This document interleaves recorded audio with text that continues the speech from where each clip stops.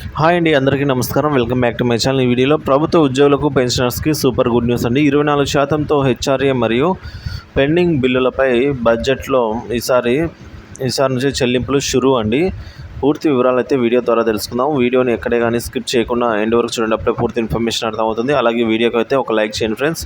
ఈ విషయానికి వచ్చినట్లయితే బడ్జెట్పై కసరత్తు 24 లేదా 25న బడ్జెట్ సమావేశాలండి. ఈ నెల వార్షిక బడ్జెట్ కూర్పుపై ప్రభుత్వం కసరత్తు వేగవంతం చేసింది. రాష్ట్ర ఆర్థిక మంత్రి పయ్యావుల కేశవ్ ఆ శాఖ అధికారులతో శాసనసభలోని తన ఛాంబర్లో సమీక్షించారు. 1వ తేదీని అందించిన సామాజిక పెన్షన్లు, ఉద్యోగుల జీతాలు, పెన్షన్లకు సంబంధించిన వివరాలను అధికారులను అడిగి తెలుసుకున్నారు. అలాగే ఈ నెల నిర్వహించాల్సిన బడ్జెట్ సమావేశాలపైన చర్చించనున్నారు.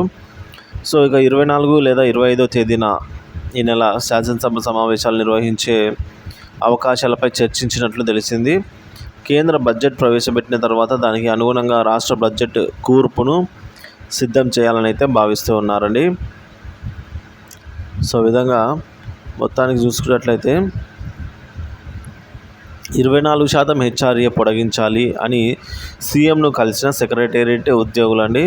సచివాలయం హెచ్ఓడీల్లో పనిచేస్తున్న 24% హెచ్ఆర్ఏ గడువును పొడిగించాలని ముఖ్యమంత్రి చంద్రబాబు నాయుడు సెక్రటేరియట్ ఉద్యోగుల సంఘ నాయకులు రామకృష్ణ విజ్ఞప్తి చేశారు.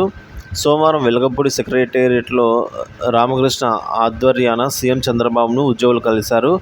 సచివాలయాల్లో విభాగాధిపతులకు కార్యాలయాల్లో వారానికి 5 రోజుల పని దినాలను అయితే విధానాన్ని మరో ఏడాది పొడిగిస్తూ నిర్ణయం తీసుకోవడంపై ధన్యవాదాలు తెలిపారు.